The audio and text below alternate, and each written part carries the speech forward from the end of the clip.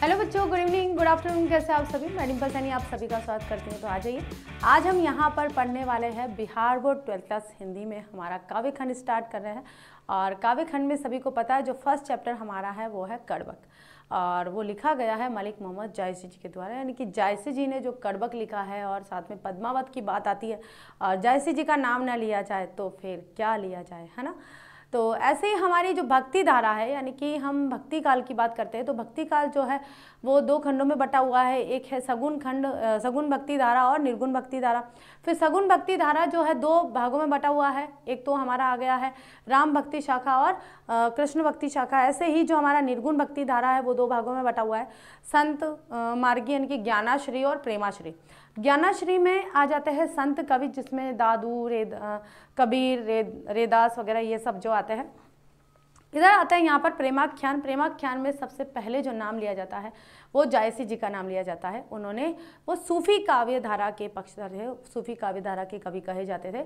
और प्रेमाख्यान यानी कि प्रेम के ऊपर उन्होंने अपने आख्यान प्रस्तुत करे हैं, जिसमें रत्न सिंह और पद्मावती रानी जो थी उनके प्रेम प्रसंग को भी उन्होंने बताया है। और ये काफ़ी लेट बताया है, 1300 मतलब 14वीं शताब्दी में शुरू हो चुका था। 14वीं शताब्दी के प्रेम को 1303 में पहला साका हुआ था राजस्थान में, चित्तौड़गढ़ का। उसमें 16,000 रानियों के साथ में पद्मावती जी ने जौहर किया था। और केसरिया हुआ था रत्न सिंह जी का। जहाँ पर केसरिया और जौहर दोनों होता है उसको साका बोलता है, एक साका बोला जाता है। ठीक है, ये चलो हिस्ट्री की बात है। मैं एक बात बता रही हूँ कि उनका जो प्रेम था विवाह के पहले, यानी कि 13वीं शताब्दी में ही उनका जो प्रेम था, उस प्रेम को मलिक मोहम्मद जायसी जी ने अपने शब्दों में बताने का प्रयास करा है। तो यहाँ पर हम पढ़ेंगे उनको। तो चलिए शुरू करते हैं बिना देर करे। अब बातचीत का सेशन बाद में होगा और बाद में करेंगे हम लोग ये सारी चीज़ें। तो यहाँ शुरू करते हम मलिक मोहम्मद जायसी जी का जीवन परिचय। इनका जो जीवन परिचय है उसमें जन्म मृत्यु दोनों ही अनुमानित है। आज थोड़ी तबीयत ठीक नहीं है तो बोलना थोड़ा कम हो पाएगा शायद, लेकिन पूरी कोशिश करूँगी मैं। जन्म हुआ था 15वीं शताब्दी उत्तरार्ध, जब 15वीं शताब्दी उत्तर रही थी, 14वीं शताब्दी के 15वीं शताब्दी के उत्तरार्ध में। ठीक है, अनुमानतः 1492 ईस्वी के आसपास इनका जन्म हुआ था। आसपास कहेंगे क्योंकि अनुमानित है। और निधन हुआ था 1548 अनुमानित है, ये भी माना गया है, ये फिक्स नहीं है, अनुमानित तौर पर ये बताया गया है। निवास स्थान था इनका जायस, कब्र अमेठी, उत्तर प्रदेश। और पिता का नाम था मलिक शेख ममरेज। मलिक राजे अशरफ भी उनको कहा जाता था, मलिक शेख ममरेज भी कहा जाता था। नेक्स्ट चलिए, गुरु सूफी संत शेख मोहिदी और सैयद अशरफ जहांगीर, ये दो इनके गुरु थे। एक तो संत शेख मोहिदी और अशरफ जहांगीर, ये दोनों इनके गुरु थे। व्रति क्या थी? व्रति का मतलब ये कार्य क्या करते थे, मतलब किस प्रकार का कार्य था इनका। आरंभ में जायस या जगह जायस, आरंभ में जायस में रहते हुए किसानी की, फिर बाद में शेष जीवन फकीरी की, और बचपन से ही अनाथ साधुओं फकीरों के साथ भटकते हुए बचपन बीता था इनका। ये उन्होंने कार्य किया था व्रति में। व्यक्तित्व कैसा था? चेचक के कारण, यह आ जाएगा चेचक, थोड़ा सा चेचक, प्रिंटिंग मिस्टेक हुआ है। चेचक के कारण रूपहीन तथा बाईं आंख और कान से वंचित। बाईं आंख नहीं थी उनकी बच्चों, ये जो आंख थी ना लेफ्ट हैंड साइड की, ये आंख नहीं थी, काने थे, वो एक आंख से ही देख सकते थे। और बायां जो कान था वो भी नहीं था। और चेचक हुआ था पहले, आपको पता है चेचक क्या होता है? जो जैसे दबे दबे दबे दबे जो होता है ना, दाग दाग दाग ऐसा हो जाता है, उसको बोलते हैं चेचक का जो रोग होता था। और वो है ना ऐसे ही चेचक के दाने रह जाते थे। मृदुभाषी, मीठा बोलने वाले, मनस्वी और स्वभावतः संत थे। ठीक है, तो ये था इनका छोटा सा जीवन परिचय। 1492 अनुमानित इनका जन्म हुआ था, 1548 अनुमानित इनकी मृत्यु हुई थी। ठीक है, पिता का नाम क्या था भाई, यहाँ पे आ गया है मलिक शेख ममरेज, और जायस, कब्र अमेठी, उत्तर प्रदेश में इनका जन्म हुआ था। गुरु थे इनके सूफी संत शेख मोहिदी और सैयद अशरफ जहांगीर, इनके दो गुरु थे।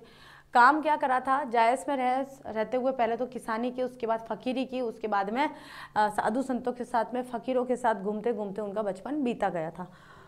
व्यक्तित्व मतलब किस उनकी पर्सनैलिटी कैसी थी? तो चेचक के कारण उनका जो चेहरा है वो थोड़ा सा भद्दा हो गया था, रूपहीन हो गया था, बाईं आंख और कान से वंचित हो गए थे। कृतियाँ, कृतियों की बात आती है मुख्य रूप से तो पद्मावत बहुत ही इंपॉर्टेंट है।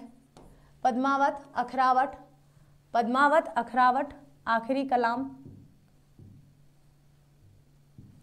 पद्मावत, अखरावत, आखिरी कलाम, चित्ररेखा, कहरानामा, महरी बाईसी, मसला या मसलानामा, खंडित प्रति प्राप्त है, मतलब पूरी तरह से नहीं प्राप्त है। इनके अतिरिक्त चंपावत, होलीनामा, इतरावत आदि कृतियां भी उल्लेखनीय हैं। अब आ जाता है, अब देखिए कुछ कुछ तो आपको याद करना पड़ेगा, जैसे चंपावत है, इतरावत है, अखरावत है, पद्मावत है, कहरनामा, ये नामा वाला जो आता है, होलीनामा आता है ना, और मसलनामा आता है। तो ये तो आखिरी कलाम, ये सारे तो क्या है, थोड़े से ऐसे ही लग रहे हैं, थोड़े अलग टाइप के लग रहे हैं, वत और नामा। तो आप ये समझ जाइएगा एक मुस्लिम जो कवि है उनके लेख है, ठीक है, मलिक मोहम्मद जायसी जी के लेख है। तो इतना तो हो जाएगा आपसे, अगर एग्जाम में इस तरह के क्वेश्चन आते हैं तो। आगे चलिए, अब आता है लोक जीवन में प्रचलित प्रेम कथाओं को आधार बनाकर छंदबद्ध कथा काव्य लिखने की परिपाटी प्राकृत और अपभ्रंश साहित्य में रही है।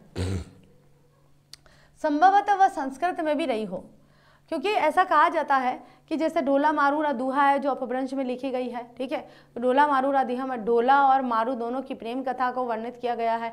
ऐसे बहुत से प्रेम कथाओं को वर्णन करने के लिए अपभ्रंश साहित्य में लिखा गया है, मतलब काव्य लिखे गए, छंदोबद्ध रचनाएं लिखी गई है। और प्राचीन काल में काव्य के रूप में ही लिखा जाता था, गद्य तो आया है आधुनिक काल में, ठीक है, जिसे भारतेंदु युग कहा जाता है। तो ऐसा कहा जा रहा है कि अपभ्रंश साहित्य में ही रही है, और शायद ऐसा कहा जाता है कि संस्कृत साहित्य में भी रही हो। जैसे अभिज्ञानम शाकुंतलम में शकुंतला और दुष्यंत के प्रेम को निरूपित किया गया है। स्वप्नवासवदत्ता में जो वासवदत्ता है वो, और स्वप्नवासवदत्ता में वासवदत्ता है, उनका जो प्रेम है वो बताया गया है। तो संस्कृत साहित्य में कहीं ना कहीं प्रेम को आरेखित किया गया है, तो साथ में अपभ्रंश और प्राकृत भाषा में भी प्रेम को आरेखित किया गया था, क्योंकि संस्कृत का ही ये अपभ्रंशित रूप बनकर आया था, ठीक है। यह परिपाटी साधारण जनजीवन के प्रत्यक्ष अभिप्रेरण और संरक्षण में आगे उत्तरोत्तर बढ़ती गई। फिर आगे आगे आगे और लोग इस प्रेमाख्यान को बढ़ाते गए, करते गए। बढ़ती हुई हिंदी में अव्याहत चलती रही। इसे हिंदी में प्रेमाख्यान काव्य कहते हैं। हिंदी में इसे क्या बोलते हैं? प्रेमाख्यान काव्य। चौपाई, दोहा आदि की कड़बक शैली में निबद्ध ये काव्य प्राय अवधी में मिलते हैं। कौन सी भाषा में मिलते हैं? ये अवधी भाषा में मिलते हैं। किसानों और कारीगरों की भाषा अवधि में ब्रज की गीतिमयता और कोमलता की तुलना में कथाव्रतों को विवरण और विस्तार में सहेज सकने की क्षमता थी। इस्लाम और उसके साथ तसव्वुफ यानी सूफी मत के आगमन के बाद इसी प्रेमाख्यान काव्य परंपरा में अनेक मुसलमान कवि हुए, जिन्होंने पहले से जन प्रचलित प्रेम कहानियों को सूफी प्रेम साधना के अभिप्राय से सम्मिलित कर काव्य के रूप दिए। मुल्ला दाऊद से लेकर जान कवि और उसमें भी आगे तक परंपरा अबाध रूप से बिना किसी बाधा के चलती रही। मलिक मोहम्मद जायसी इस परंपरा की अन्यतम कड़ी है। अगर प्रेमाख्यान की बात करें और मलिक मोहम्मद जायसी का नाम न लिया जाए तो ऐसा नहीं हो सकता है। आगे चलते बच्चों। जायसी के लिखे अनेक काव्य प्राप्त होते हैं जो आचार्य रामचंद्र शुक्ल, डॉक्टर माता प्रसाद गुप्त और आदि अनेक विद्वानों द्वारा अलग अलग जायसी ग्रंथावली के नाम से संपादित किए। रामचंद्र शुक्ल जी ने अलग जायसी ग्रंथावली लिखी है, संपादित की है, और माता प्रसाद गुप्त जी ने अलग ग्रंथावली, ठीक है, दोनों ने ही जायसी ग्रंथावली के नाम से अलग अलग तरीके से किया है। इम्यूनिटी पावर को बढ़ाना जायसी की उज्जवल अमर कीर्ति का आधार है उनका महान कथा काव्य पद्मावत। एकमात्र पद्मावत उनके ख्याति के लिए बहुत है, इनफ है, लेकिन फिर भी उनकी बहुत सारी रचना है। अखरावट है, पद्मावत है, आखिरी कलाम है, चित्ररेखा है, और कौन सा नामा, बहुत सारे हैं, जैसे मुझे भी सारे याद नहीं आ रहे हैं, एक बार में आपको भी याद नहीं होंगे, मुझे भी याद नहीं हुए। जैसे होली नामा है, इतरावत है, चंपावत है, मसलनामा है, मसलानामा है, इस तरह से। तो ये भी है, ठीक है, तो यहाँ पर आ जाएगा। हाँ, पद्मावत कथा काव्य है पद्मावत, जिसमें चित्तौड़ नरेश, रतन सेन और सिंहल द्वीप की राजकुमारी पद्मावती की प्रेम कथा है। इस प्रेम कथा का त्रिकोण पूरा होता है दिल्ली के सुल्तान अलाउद्दीन के इस कहानी से जुड़ जाने से। अंशतः ऐतिहासिक आधार वाली इस कहानी का विकास जनश्रुतियों में आगे स्वयं कवि की सृजनात्मक कल्पना द्वारा हुआ है। अब कुछ कहानी का कुछ भाग तो सही है, बिल्कुल सत्य है, लेकिन कुछ काल्पनिक है, यानी कि कहानी को विस्तार देने के लिए या कहानी को और आगे बढ़ाने के लिए इसे और काल्पनिक मोड़ दे दिया गया है, कल्पनाओं से भर दिया गया। मलिक मोहम्मद जायसी प्रेम की पीर के कवि है। प्रेम की पीर के कवि अब बोले तो कौन है भाई? जायसी। ये क्वेश्चन आता है, कई बार आता है बच्चों, इंपॉर्टेंट लिख दीजिए इसे। प्रेम की पीर के कवि कौन है भाई? मलिक मोहम्मद जायसी। ठीक है। मार्मिक अंतर्व्यथा से भरा हुआ यह प्रेम अत्यंत व्यापक, गूढ़ आशयों वाला और महिमामय है। यह प्रेम अनुभूति भय है, अनुभूत किया जाता है, महसूस किया जाता है।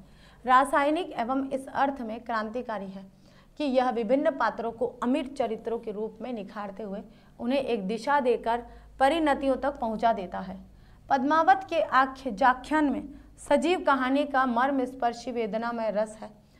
चरित्रों उनके सुलगते दहकते मनोभावों के दुर्निवार प्रभाव है जो पाठकों श्रोताओं को अपने लपेटे में ले लेते हैं। इस प्रेमाख्यान काव्य द्वारा विद्वेष और कलह के इस यंत्रणामय कठिन समय में धार्मिक, सांस्कृतिक, सामाजिक सद्भाव और साझेदारी की एक ऐसी जमीन जायसी ने तैयार की जो हमारी बहुमूल्य विरासत का हिस्सा है। जायसी की इस प्रेम कहानी में प्राणों का प्राणों से, हृदय का हृदय से, मर्म का मर्म से, जीवन विवेक का जीवन विवेक से ऐसा मानवीय मेल हुआ है जो उनके काव्य को बहुत ऊंचा उठा देता है। किस काव्य को? पद्मावत को। एकमात्र पद्मावत की बात की जा रही है यहाँ पर। उसमें व्यापकता और गहराई एक साथ ला देता है। खांड जैसी मीठी और खालिस अवधि में लिखे गए इस काव्य में कवि की विशाल हृदयता, मानविक अंतर्दृष्टि और लोक जीवन के विस्तृत ज्ञान की अभिव्यक्ति हुई है। अब आपसे पूछा जाए कि पद्मावत की भाषा कौन सी है तो आप क्या लिखोगे? अवधी भाषा, क्योंकि ये कहाँ के थे आपको पता है, अमेठी उत्तर प्रदेश के थे, तो अवधी भाषा के संपर्क में आए तो अवधी भाषा का जो प्रभाव है उनके काव्य में देखा जा सकता है। तो एकमात्र कौन सी भाषा लिखोगे आप? अवधी भाषा। भाषा भी पूछी जाती है कि जायसी के पद्मावत में कौन सी भाषा का प्रयोग हुआ है तो क्या लिखोगे? अवधी भाषा। ठीक है। यहाँ प्रस्तुत दो कड़वक अलग अलग संकलित है। ये पद्मावत के क्रमशः प्रारंभिक और अंतिम छंदों में से है। पहला तो प्रारंभ में लिया गया है, दोनों पद्मावत से लिए गए हैं। पहला छंद जो है कड़वक एक छंद होता है। क्या है? कड़वक एक छंद है। ठीक है। कड़वक क्या है बच्चों? एक छंद है। तो पहला जो कड़वक है वो तो लिया है बच्चों पद्मावत के स्टार्टिंग से, जब पद्मावत शुरू हुआ था उसके पहले से कवि ने अपने बारे में बताया है वो लिया है। और जो दूसरा कड़वक है पद्मावत के अंतिम भाग से लिया गया है। ठीक है, ये ध्यान रखिएगा, क्योंकि हम जब प्रसंग लिखेंगे ना, संदर्भ, उसमें ये थोड़ा सा उल्लेखित कर देंगे तो उसमें मार्क्स अच्छे आते हैं। अंतिम छंदों में से किंतु कवि और काव्य की विशेषताएं निरूपित करते हुए दोनों के बीच एक अद्वैत की व्यंजना करते हैं। प्रारंभिक तिखंड से लिए गए प्रथम कड़वक में कवि ने एक विनम्र स्वाभिमान के साथ अपनी रूपहीनता और एक आंख के अंधेपन को प्रकृति प्राप्त दृष्टांतों द्वारा महिमा मंडित करते हुए रूप से अधिक अपने गुणों की ओर हमारा ध्यान खींचते हैं। इन गुणों के कारण ही पद्मावत जैसे मोहक काव्य की रचना हो सकी है। अंत के उपसंहार खंड से लिए गए द्वितीय कड़वक में कवि अपने काव्य और उसकी कथा सृष्टि के बारे में हमें बताते हैं। वे कहते हैं कि उन्होंने इसे रक्त की लेई लगाकर जोड़ा है। जो लेई क्या होती है आपको पता है बच्चों? जैसे अभी भी जैसे जो अखबार के थैले बनाते हैं ना, पेपर के, न्यूज़पेपर के थैले बनाते हैं, वो लोग क्या करते हैं, इतना गोंद वगैरह लगाएंगे तो फिर उनके कैसे पोसाएगा, मतलब कैसे उनको फ़ायदा होगा। तो वो लोग क्या करते हैं, आटे को भिगोते, ले सबको पता होगी, आटे को भिगोते पानी में और थोड़ी देर तक उसको ऐसे मिलाते हैं तो वो गोंद जैसा बन जाता है। और आटा जब किसी चीज़ में चिपक जाता है, कागज़ में, तो वो बहुत अच्छी तरह से चिपक जाता है। तो उन्होंने ऐसे बोला है कि उन्होंने शब्दों को ना आटे की, मतलब लेई, उस लेई से जोड़ने का कार्य किया है। आटा जब जोड़ता है तो बहुत अच्छी तरह से जोड़ लेता है, छूटता नहीं है फिर वो। ठीक है, तो क्या कहा है इन्होंने? रक्त की लेई। तो ये रक्त की लेई बोल रहे हैं कि मैंने इसे अपनी खून की लेई से सींच लगाकर जोड़ा है। जो गाढ़ी प्रीति बोलेंगे, गाढ़ी प्रीति यानी कि गहरा प्रेम के नयन जल से भिगोई हुई है। अब न वह राजा रतन सेन है और न वह रूपवती पद्मावती रानी, न वह बुद्धिमान सुआ है और न राघव चेतन या अलाउद्दीन है। इनमें कोई आज नहीं रहा, किंतु उनके यश के रूप में कहानी रह गई। फूल झड़कर नष्ट हो जाता है पर उसकी खुशबू रह जाती है। कवि यह कहना चाहता है कि एक दिन वह भी नहीं रहेगा पर उसकी कीर्ति सुगंध की तरह पीछे रह जाएगी। कौन सी कीर्ति भाई? ये पद्मावत की कीर्ति। जो भी इस कहानी को पढ़ेगा वही उसे दो शब्दों में स्मरण करेगा। कवि का अपने कलेजे के खून से रचे हुए इस काव्य के प्रति यह आत्मविश्वास अत्यंत सार्थक और बहुमूल्य साबित हुआ है। तो याद हो गया बच्चों, ये छोटा सा जो जीवन परिचय, और भी थोड़ा जो कुछ भी हम देख लेंगे, लेकिन ये इतना ही है। ये जीवन परिचय को देख लिया आपने, अच्छा सा क्या बताया है इसमें, जन्म कब हुआ था, मृत्यु कब हुई थी, पिता कौन थे, गुरु कौन थे, व्रति क्या थी, और उनकी रचनाएं क्या थी। तो ये सारी चीज़ें आपको जीवन परिचय में लिखनी है। जीवन परिचय मैं ये नहीं कहूँगी कि सारे ही जीवन परिचय आ जाएंगे, ऐसी बात नहीं है, लेकिन बच्चों MCQs में जीवन परिचय से रिलेटेड भी क्वेश्चन पूछे जाते हैं, ये आपको भी पता है, मुझे भी पता है, और कविता के अंदर से भी पूछे जाते हैं। कुछ चीज़ें ऐसी होती है जो इस प्रसंग में, ये जो आपको इंट्रोडक्शन दिया है ना, इस इंट्रोडक्शन में ही सब कुछ पता चल जाता है। जायसी के माध्यम से हिंदी साहित्य ने न सिर्फ अपने युग की बल्कि युगों के भीतर कड़कती हुई मानवीय विषाद यानी कि मानव के दुख की तस्वीर देखी, जिसमें निष्कलंक आदर्श भी है और बहुत कड़वे यथार्थ भी है, झिलमिलाती यूटोपिया भी है और रिश्वतखोरी पर चलते हुए कारागार भी है, सत और शाखा भी है, छल से भरा हुआ विध्वंसकारी राजहट भी है। इस कवि की निर्मलता इसमें नहीं है कि जायसे सिर्फ चुनी हुई निष्कलंक चीज़ें देखते हैं, बल्कि इसमें है कि अच्छा बुरा जो कुछ भी है अपनी विविधता के साथ संपूर्ण परिदृश्य का अंग हो गया है। विजय देव नारायण शाही ने ये पंक्तियाँ लिखी है। तो चलिए अब यहाँ से शुरू करते हैं हमारा पहला पद। तो ये है कड़बक नंबर 1। कड़बक 1, और ये कड़बक 1 कहाँ तक खत्म होगा मैं आपको बता दूंगी, कड़बक 2 कहाँ से शुरू होगा, ठीक है। अब बच्चों इसमें क्या किया गया है, एक एक पंक्ति को लिया गया, आपने देखा होगा, आपकी बुक होगी, जैसे मैं बताती हूँ आपके पास, मेरे पास भी बुक है।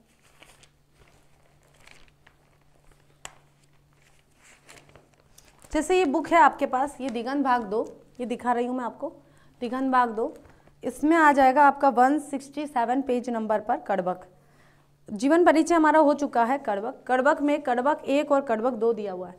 अब इसमें देखिए पूरी पंक्ति के बीच में एक एक लाइन है, मतलब ये एक लाइन का, तो कभी कभी तो ऐसा होगा हम एक एक लाइन का अर्थ कर लेंगे, कभी जैसे भी सुटेबल लगेगा, ठीक है। तो ये पहली लाइन है जिसे मैं आपको बता रही हूँ।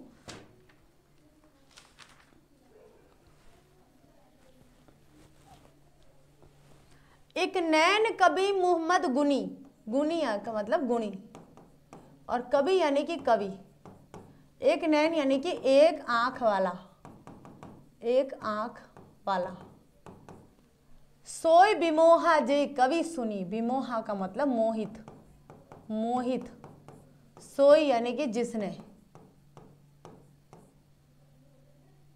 कवि सुनी, कविता, कविता सुनी, जे यानी जिसकी, ठीक है। तो यहाँ पर जो है मलिक मोहम्मद जायसी जी स्वयं अपने लिए बता रहे हैं, क्या बता रहे हैं, और स्टार्टिंग में है पद्मावत का जब स्टार्ट हो रहा था उस समय उन्होंने अपना इंट्रोडक्शन दिया था कि मैं कौन हूँ, मैं क्या हूँ, और उन्होंने अपनी पूरी रूपरेखा बताई थी, अपना पूरा रूप सौंदर्य जो भी था, रूप था या कुरूप थी, सभी कुछ बता दिया था, उन्होंने सत्य को प्रकट किया था, ठीक है। कि एक नैन कवि मोहम्मद गुनी के एक आंख वाले मोहम्मद गुणी कवि, मैं कौन हूँ भाई, एक आंख वाला और गुणी, मैं गुणों से भरा हुआ हूँ, ठीक है। सोई विमोह जय कवि सुनी, कि जो मेरी कविता को सुनता है वो सुनकर ही मोहित हो जाता है, कि मेरी कविता, भले मैं रूपहीन हूँ, भले मैं कुरूप हूँ, लेकिन मेरी कविताएं गुणी हैं और उन गुणी कविताओं को सुनकर हर कोई मोहित हो जाता है। तो यहाँ पर आ जाएगा हमारा संदर्भ, ये है बच्चों आपका संदर्भ, ठीक है। संदर्भ आपका सभी में समान रहेगा कि प्रस्तुत पंक्ति मलिक मोहम्मद जायसी द्वारा रचित महाकाव्य पद्मावत का अंश है और यह पंक्ति हमारे पाठ्य पुस्तक दिगंत भाग 2 के कड़बक कविता से लिया गया है। अब आ जाएगा यहाँ पर प्रसंग कि प्रस्तुत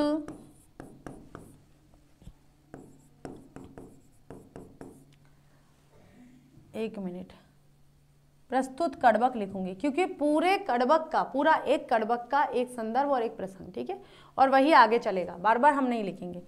प्रस्तुत कड़बक के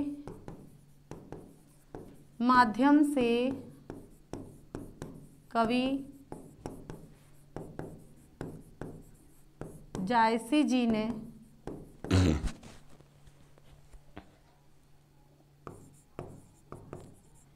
पद्मावत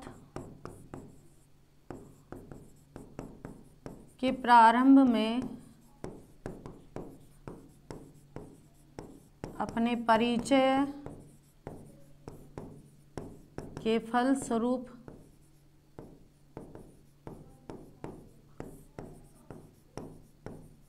अपनी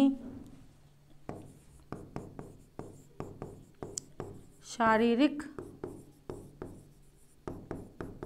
विकृति तथा अपनी उत्कृष्ट कविता करने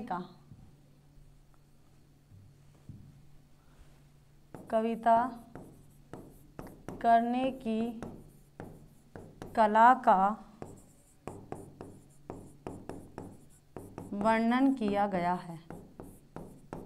ठीक है, ये जो संदर्भ और ये प्रसंग, ये पूरे कड़वक में आपका यही रहेगा। आप पूरे कड़वक में यही तो संदर्भ लिखोगे और यही आप प्रसंग लिखोगे। ठीक है, अब करते हैं हम इसकी व्याख्या। ये जो पहली लाइन है ना, इसकी हम व्याख्या करते हैं यहाँ पर कि कवि कहते हैं कि मैं एक ही आंख से गुणी हूँ, लेकिन जिसने भी मेरी वाणी को सुना है वो मुझसे मोहित हो गया है। मैंने अपनी रूपहीनता पर नहीं, अपने गुणों पर अधिक ध्यान दिया है कि मैं रूपहीन हूँ, ये कोई मैटर नहीं करता है, और मेरे अंदर गुण क्या है उस पर मैंने उस पर जोर दिया है। ठीक है, महत्व दिया है, ध्यान दिया है। बच्चों, उनकी बात जो है ना हमारे ऊपर भी काफ़ी सार्थक होती है और लागू होती है। हमें भी ऐसा ही करना चाहिए कि हम कभी कभी क्या होता है कि किसी की बदसूरती है ना, किसी के आत्मविश्वास को गिरा देती है। कोई व्यक्ति ऐसा सोचता है मैं सुंदर क्यों नहीं हूँ, और वो आत्मविश्वास से गिर जाता है और अपना जो भी बेस्ट है वो नहीं दे पाता है। जैसे आजकल कई प्रोडक्ट लॉन्च हो रहे हैं, कई प्रोडक्ट के एडवर्टाइजमेंट टीवी पर आते हैं, मैंने भी देखे, 1-2 बार मैंने सुना। तो उसमें ऐसा आता है कि जो थोड़ी सी सांवला कलर होता है या कुछ भद्दा सा कलर होता है, और वो प्रेजेंटेशन दे रहा है ऑफिस में, जो भी उनकी मीटिंग हो रही है वहाँ पर प्रेजेंटेशन दे रहा है, तो वो अपना आत्मविश्वास खो रहा है। क्यों खो रहा है? क्योंकि वो सुंदर नहीं है। फिर उसको बताते हैं कि एक ये वाली क्रीम लगाइए, उससे आपका कॉन्फिडेंस बढ़ेगा। तो बच्चों, कहाँ तक ये आपको सही लगता है? और भी जो व्यक्ति वास्तव में जैसे हमारे जैसे है, हम लोग क्या है भाई, हम सांवले रंग के या हमारा जो भी कलर है उस कलर से, जैसे मैं जिस कलर की हूँ, मुझे किसी ने कह दिया कि अगर और साफ कर दोगे कलर तो हो सकता है आपका आत्मविश्वास बढ़े। मेरा आत्मविश्वास ऐसे बढ़ा हुआ है। क्यों? क्योंकि आत्मविश्वास आपका इस चेहरे से नहीं, आपका यहाँ से बढ़ता है। आपको कुछ जानकारी है, आप किसी चीज़ के बारे में जानते हो, कुछ अच्छी बातें जानते हो, आप पढ़े लिखे हो, आपको ज्ञान है, उस टॉपिक के बारे में अच्छा सा ज्ञान है, आपने होमवर्क किया हुआ उसका, साथ में आपने उसका अच्छा बुरा सारी चीज़ें देख रखी है और काफ़ी समय से आप वो काम कर रहे हो, तो मुझे नहीं लगता है और किसी आत्मविश्वास की ज़रूरत होती है। आपका अनुभव ही आपका आत्मविश्वास होता है, ना कि आपका चेहरा। तो ये जो बताते हैं ना लोग कि नहीं ये वाली क्रीम लगाएंगे तो आपका कॉन्फिडेंस बढ़ेगा, है ना, मैंने ये वाली चीज़ ज़्यादा फोकस करी थी। मुझे उस दिन सुन के भी थोड़ा ऐसा लगा कि क्या है ये तो और आत्मविश्वास गिराने वाली बात हो गई कि जो सांवले रंग के होते हैं या जिनका कलर एकदम क्लियर नहीं होता, फेयर नहीं होते हैं, उनके लिए आप आत्मविश्वास बढ़ाने के लिए कोई क्रीम ला रहे हो। जैसे मैंने एक बार और बताया था आपको, शायद एप्लीकेशन पे बताया था या यूट्यूब पर, मुझे नहीं पता है कौन सी क्लास में बताया था, ये भी नहीं पता। एक सोप के बारे में बताया था कि साबुन आते हैं जिससे रंग गोरा हो जाता है ना। तो ये सब फालतू की चीज़ें बच्चों, इनसे कुछ नहीं होता है। प्रकृति ने हमें जो दिया है, हम जैसे है वैसे बेस्ट है, हमारे लिए बहुत अच्छे है। अगर ये आत्मविश्वास आपके लिए बना रहा ना तो फिर कुछ नहीं हो सकता, फिर आप अपने मुकाम पर अपने लक्ष्य को हासिल कर लोगे। आत्मविश्वास को शारीरिक विकृति के आधार पर नहीं गिराना चाहिए। चांद जैस जग बीदी उतारा, दिन कलंक किन्ह उजियारा। जिस प्रकार से, जैस यानी कि जैसे, जैस का मतलब क्या हो गया है? जैसे, अवधी भाषा है ना इसलिए। जैसे क्या है, बहुत ज़्यादा हैंग होता है ये बोर्ड तो, बहुत ही ज़्यादा। जैसे जग यानी संसार, संसार, विधि उतारा यानी कि जिस प्रकार से चांद दिन कलंक किन्ह उजियारा, जिस प्रकार से विधि, विधि का मतलब होता है ईश्वर, ठीक है, ईश्वर, विधाता, क्या बोलते हैं? विधाता, है ना। जैसे हम अवतारा का मतलब होता है अवतार, जैसे चांद ईश्वर का अवतार है, जैसे चांद इस संसार में ईश्वर का अवतार है, बिना कलंक किन्हीं उजियारा, उसको कलंक दिया गया है लेकिन फिर भी वो अपनी चांदनी को पूरे संसार में बिखेरता रहता है, अपने अच्छे गुणों को। अगर वो लेके बैठ जाता मैं धब्बे वाला हूँ, दाग वाला हूँ, मैं दाग वाला हूँ, तो फिर क्या होता। हालांकि अब तो चांद पर दाग क्यों है सब कुछ साबित हो चुका है, लेकिन उस समय में नहीं गए थे चांद पर, लोग नहीं गए थे तो उनको नहीं पता था, ठीक है।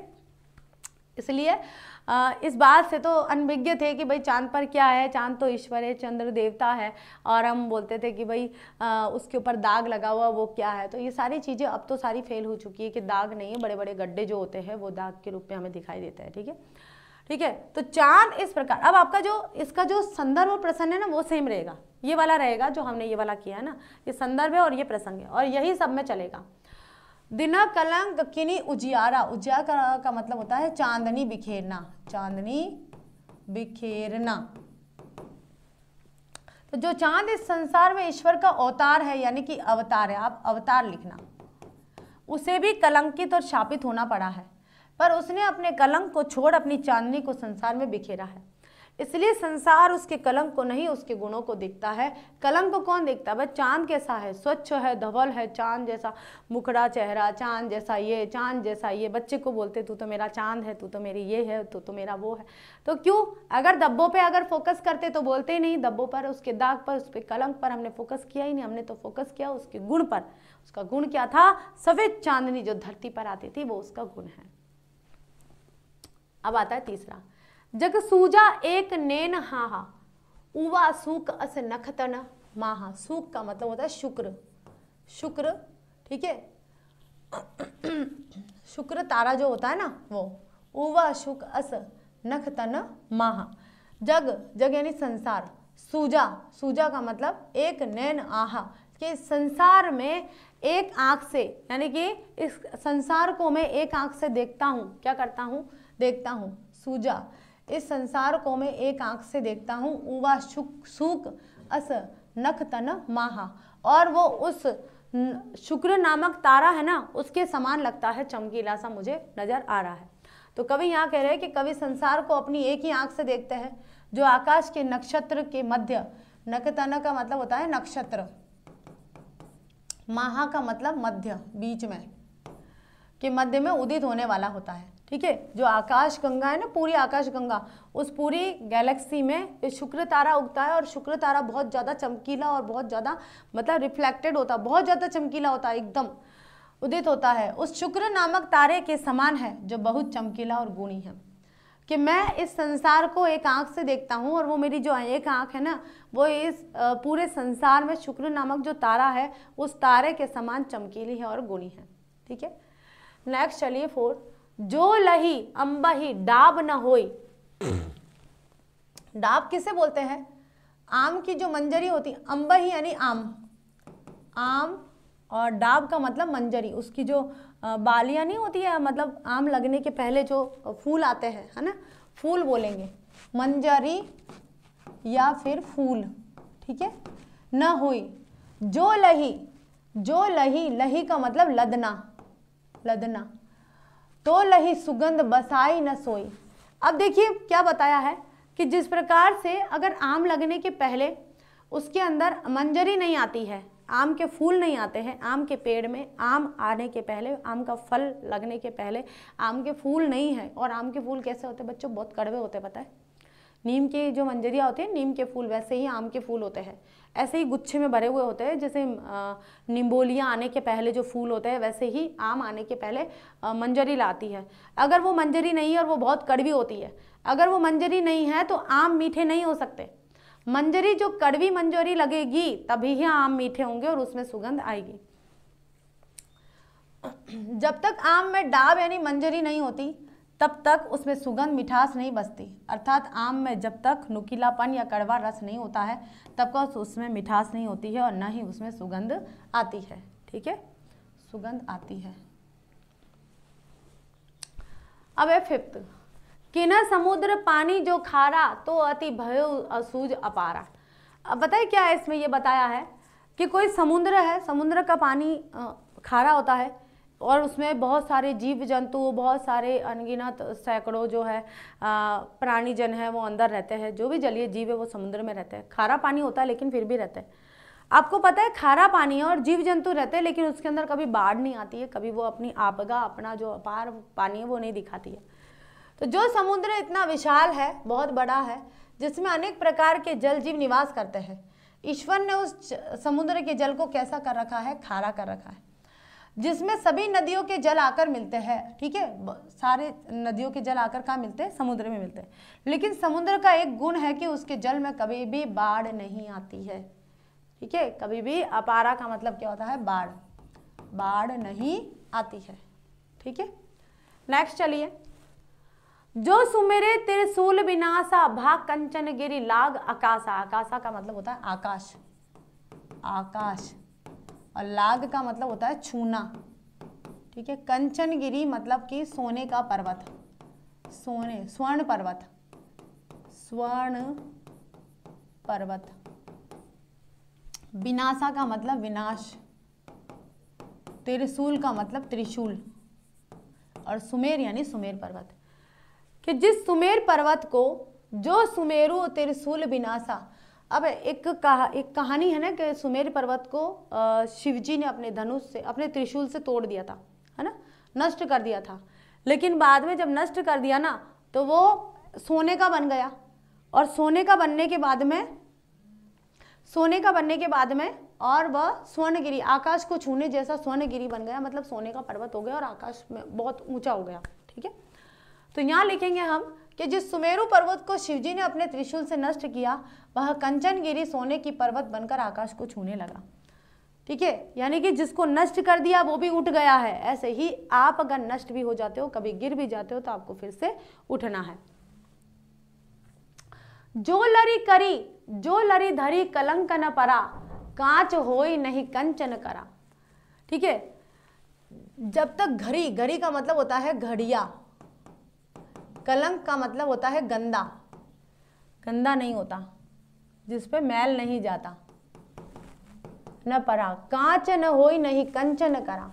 तो यहाँ कहा है कि जब तक घड़िया मैला नहीं होता है, कोयला नहीं जलता है। ठीक है, जब तक घड़िया मैला नहीं होता है तब तक कोयला नहीं जलता है, या घड़िया एक तरह की क्या हो जाएगी? सिगड़ी हो जाएगी, सिगड़ी। ठीक है, जब तक गंदी नहीं होगी तब तक कोयला नहीं जलेगा। जब तक सोने को आग के ऊपर तपाया नहीं जाता है तब तक कच्ची धातु सोना नहीं होती। सोना है ना, आप मतलब जो हम ज्वेलरी पहनते हैं वो तपाकर बनाया जाता है, और उससे पहले कच्चा सोना निकलता है।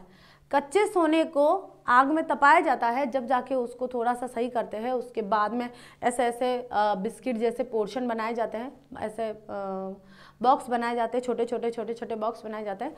उसके बाद फिर अगर ज्वेलरी बनानी है तो कोरे सोने से तो कभी नहीं बन सकती है, क्योंकि कोरा सोना तो क्या ठोस होता है, तो उसको एक पत्ती के रूप में जरूर बना सकते हो, कड़े के रूप में जरूर बना सकते हो। लेकिन अगर आपको कोई ज्वेलरी बनानी है, डिज़ाइन वाली बनानी है, तो उसको टच करने के लिए किसी और धातु का उपयोग किया जाता है। तो जितनी डिज़ाइन होगी, जितना मतलब डिज़ाइनेबल ज्वेलरी होगी, उतना उसमें वो जो टाँका बोलते हैं, क्या बोलते हैं उसको, जॉइंट लगता है। तो जॉइंट जो है अलग धातु से लगता है, पीतल से लगता है, शायद किसी और से लगता है, ऐसा है।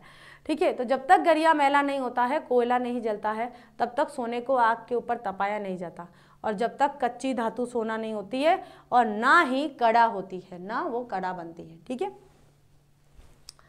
एक नैन जस दर्पण ओ तेहि निर्मल भाव, सब रूपवंत गही मुख जो वही कई चाऊ।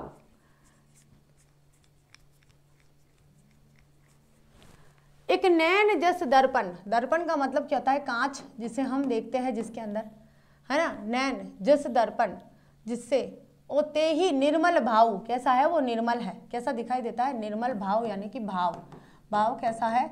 निर्मल है, बिल्कुल शुद्ध है। सब रूपवंत गही मुख जो वही कई चाव, सब रूपवान है ना, बड़े चाव से देख रहे हैं। चाव यानी कि चाव, यानी शौक से। ठीक है, तो यहाँ पर कहा जा रहा है कि एक ही आंख है, मेरी एक ही आंख है, जो मलिक मोहम्मद जायसी कह रहे हैं कि मेरी एक ही आंख है जिससे मैं इस संसार को देखता हूँ। ये आंख दर्पण के समान है और इसका भाव कैसा है? निर्मल है। सब रूपवान लोग बड़े चाव से इनका मुख देखते हैं। किनका मुख देखते हैं? जो केवल एक आंख वाले हैं, लेकिन दर्पण के समान निर्मल है और शुद्ध है, उनके अंदर किसी तरह की कोई कपटता नहीं है, उसको सभी लोग बड़े निर्मल भाव से देखते हैं, चाव से देखते हैं। ठीक है, तो यहाँ बच्चों हमारा जो पहला कड़बक है वो हो चुका है। अब हमारा करते हैं यहाँ पर कड़बक नंबर 2। कड़बक नंबर 2 कि मोहम्मद कवि यह जोरी सुनावा, सुना जो प्रेम पीर गा पावा। अब यह है पद्मावत के अंतिम भाग से लिया गया है। ठीक है, तो हम यहाँ पर इसका संदर्भ करेंगे। संदर्भ तो सेम ही होगा हमारा कि प्रस्तुत कड़बक लिखेंगे सीधा सीधा। कड़बक हमारी पाठ्य पुस्तक गोधूली भाग 2 के कड़बक से संकलित है, जिसके कवि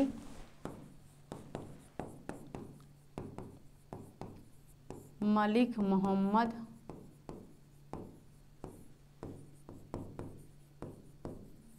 जायसी जी है। ठीक है, और यहाँ लिखेंगे हम प्रसंग। प्रसंग में आएगा कि प्रस्तुत पदांश में, पदांश नहीं कड़बा के लिखेंगे,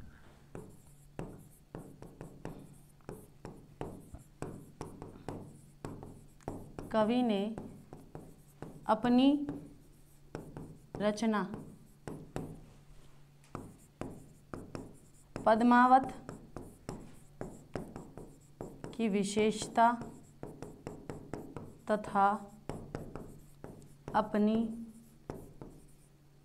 उत्कृष्टता का उल्लेख किया है।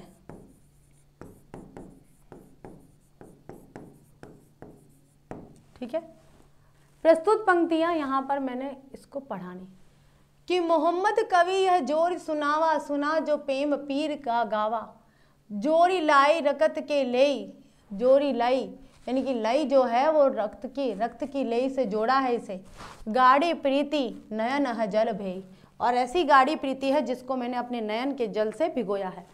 कि मोहम्मद कवि ये जो मलिक मोहम्मद जायसी है, ये कवि जो है वो जोर लगाकर आपको ये बात बता रहे हैं, कर जोड़कर बता रहे हैं कि सुना जो प्रेम पीर जो गावा, कि प्रेम की पीर को इन्होंने जिस प्रकार से गाया है और जिस प्रकार से लोग प्रेम की पीर को गाते हैं और प्रेम की पीर का इन्होंने जो स्पष्ट रूप व्यक्त किया है, उसे उन्होंने रक्त की लेई से सींचा है और गाढ़ी प्रीति के नयन रूपी जल से उसे भिगोया है। ठीक है, तो यहाँ यह आ गया संदर्भ हमारा और यह आ गया हमारा प्रसंग। उसके बाद यहाँ करेंगे हम व्याख्या, थोड़ा स्पीड बढ़ाएंगे।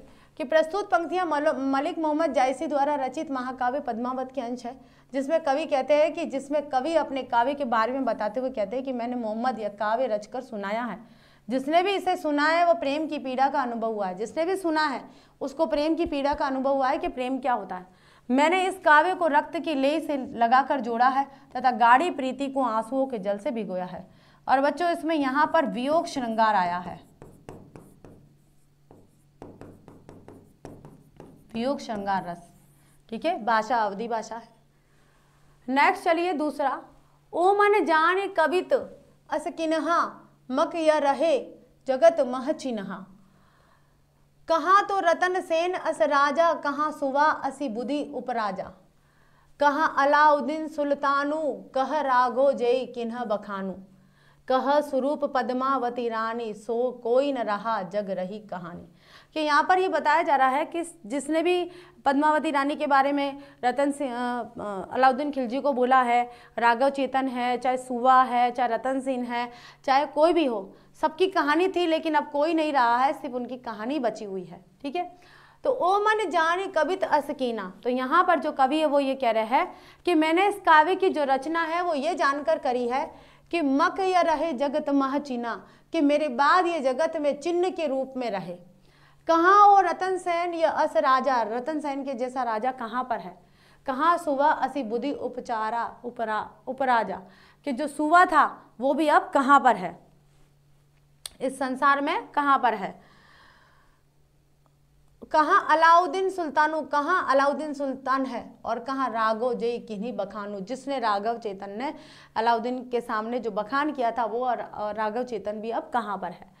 कह स्वरूप पद्मावती रानी, कि कहाँ अब वो जो स्वरूप सुंदर पद्मावती रानी है वो भी कहाँ है। कोई न रहा जग रही कहानी, कोई नहीं रहा, अब सिर्फ उस संसार में कहानी बची हुई है। तो इसकी व्याख्या इस प्रकार करेंगे। संदर्भ प्रसंग हमारा सेम जैसा रहेगा कि प्रस्तुत पंक्तियां मलिक मोहम्मद जायसी द्वारा रचित महाकाव्य पद्मावत की अंश है, जिसमें कवि कहते हैं कि मैंने इस काव्य की रचना यह जानकर की कि मेरे ना रहने के बाद इस संसार में मेरी आखिरी निशानी यही है। अब न वह रतन सेन है, न रूपवती पद्मावती, न बुद्धिमान सुआ है, और न राघव चेतन अलाउद्दीन है। आज इनमें से कोई भी नहीं है, लेकिन यश के रूप में इनकी कहानी रह गई है और हमेशा रहेगी। ठीक है, अगला चलिए। धानी सोई जस कीर्ति जासु, धानी सोई जस कीर्ति जासु, फूल मरे पे मरे न बासु। कि धानी का मतलब आ जाएगा यहाँ पर धन्य, सोई यानी कि वह, जस यश, कीर्ति जासु यानी कि जिसकी कीर्ति हो गई है, फूल मरे पे मरे न बांसु यानी कि बांस। ठीक है, तो यहाँ पर जो पद्मावत के आधार पर जो कवि कह रहे हैं कि वह पुरुष धन्य है जिसकी कीर्ति हमेशा स्थापित रहती है, जिसका यश यानी कि व्यक्ति तो नहीं रहता है लेकिन व्यक्ति का यश हमेशा रहता है, व्यक्ति की कीर्ति हमेशा रहती है। जैसे हम बात करते हैं हमारे स्वतंत्रता सेनानियों की, तो वो तो नहीं है लेकिन उनके द्वारा किए गए जो कार्य है जिनके कारण वो प्रसिद्ध हुए थे वो आज भी विद्यमान है। तो यहाँ पर कहा जा रहा है कि प्रस्तुत पंक्तियां मलिक मोहम्मद जायसी द्वारा रचित महाकाव्य पद्मावत के अंश है, जिसमें कवि कहते हैं कि वह पुरुष धन्य है जिसकी कीर्ति और प्रतिष्ठा इस संसार में उसी तरह से रह जाती है जिस प्रकार से फूल तो मर जाता है लेकिन उसकी सुगंध रह जाती है, फूल मुरझा जाता है लेकिन सुगंध बच जाती है। इसी प्रकार से मनुष्य तो चला जाएगा लेकिन उसकी कीर्ति हमेशा विद्यमान रहेगी। वो पुरुष क्या है भाई, धन्य है। ठीक है, अगला चलिए। कई न जगत जस बेचा, कई न लिन्ह जस मोल, जो या पढ़ कहानी हम सवरे दुई बोल। कई न जगत जस बेचा, जस का मतलब कीर्ति। ठीक है, जगत यानी संसार में, कई नहीं कोई या किसी ने बेचा यानी कि बेचा है। कई न लिन्ह जस मोल, मोल का मतलब है खरीदा है, मोल करा है। जो या पढ़ कहानी हम सवरे दुई बोल। अब यहाँ कहा जा रहा है कि न तो किसी ने किसी की कीर्ति को बेचा है और न किसी की कीर्ति को खरीदा। कोई खरीद सकता है क्या? मतलब कोई व्यक्ति फेमस हुआ है तो उसकी जो प्रसिद्धि है उसको कोई खरीद सकता है या कोई बेच सकता है? नहीं ना। न तो किसी ने बेचा न किसी ने खरीदा है। और कवि कह रहे हैं कि मेरे जो ये पढ़ कहानी की, जो भी ये कहानी पढ़ेगा वह दो शब्दों में मुझे याद करेगा। वह दुई का मतलब दो शब्दों में मुझे याद करेगा, क्योंकि मेरे द्वारा मेरे कलेजे के खून से इस कहानी को, इस काव्य को, इस कविता को मैंने रचा है। ठीक है, मेरे खून के मेरे रक्त की लेय से मैंने इसे रचा है, इसे जोड़ा है और मेरे प्रगाढ़ अंतर्मन के रक्त से सींचा गया है। तो इसे न तो आप कोई खरीद सकता है न कोई बेच सकता है। जो कीर्ति है वो हमेशा स्थायी रहती है और जिसकी कीर्ति है उसी की रहती है, ना कभी खरीदी जा सकती है ना बेची जा सकती है। तो ये जो संसार है, मुझे इस कविता के माध्यम से जो भी पढ़ेगा मुझे याद करेगा। तो हम जब भी पद्मावत की बात करते हैं मलिक मोहम्मद जायसी जी हमें याद आ जाते हैं, है ना। तो फाइनली बच्चों देखिए, आज हमने यहाँ पर पूरा जो कड़वक है, साथ में मलिक मोहम्मद जायसी जी का जीवन परिचय और साथ में कड़वक दोनों कर लिए है। अब इतना समय नहीं है क्योंकि 5 मिनट ही शेष बचे हैं और 5 मिनट नहीं 7 मिनट बचे हैं और क्वेश्चन आंसर सारे नहीं हो सकते। अगर हो सकते होते तो मैं ज़रूर करवाती, बीच में भी कुछ ना कुछ डिफ़ॉल्ट आ जाता है स्टार्टिंग में। तो कोई बात नहीं, हम अगले लेक्चर में करवाएंगे और कोशिश करेंगे कि अब के जितने भी लेक्चर हो, थोड़ा अगर समय जैसे आधा घंटा भी मेरे पास बढ़ जाता है ना तो मैं पूरा लेक्चर एक ही बार में कर लूँगी। तो वो आधा घंटा जो है वो नहीं बचा है, इस वजह से थोड़ी प्रॉब्लम हो रही है। मुझे अच्छे से मालूम है आपका सिलेबस काफ़ी डिले चल रहा है। ये जो पूरा काव्य खंड ये बचा हुआ है और 3 आपकी प्रतिपूर्ति। तो प्रतिपूर्ति में एक दिन में भी तीनों करवा सकते हो अगर मुझे 1-1.5 घंटा मिल जाए, क्योंकि मुझे क्वेश्चन आंसर करवाने, उसमें से क्वेश्चन आंसर कैसे आएंगे बस ये। Okay, thank you so much बच्चों।